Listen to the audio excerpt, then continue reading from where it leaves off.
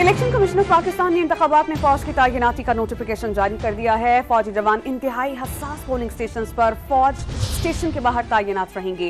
फौज और civil armed forces के एहलकार इंतखाबी सामान की तरसील में भी मुआवनत करेंगे। इस पर हम बात करेंगे डॉन के रिपोर्टर शकील करार से। शकील, बताइएगा। जी बिल्कुल, इलेक्शन कमिश्नर पाकिस्तान की जानिब से जारी होने वाले नोटिफिकेशन के मुताबिक इंतखाबी जो अमल है और उस दौरान में जो सिक्योरिटी इंतजाम होंगे उस बारे से तमाम तर तफसीलात जो जारी की हैं इस नोटिफिकेशन में, जिसके मुताबिक जो पुलिस स्टेशन है उसके गिर्द सिक्योरिटी के 3000 होंगे।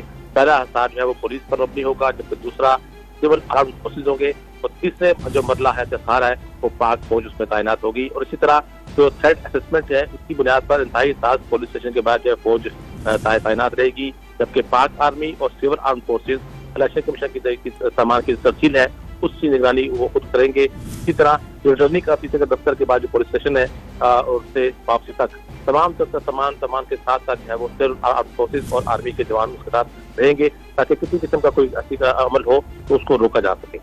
शकील करार, बहुत शुक्रिया, आपने अपडेट किया।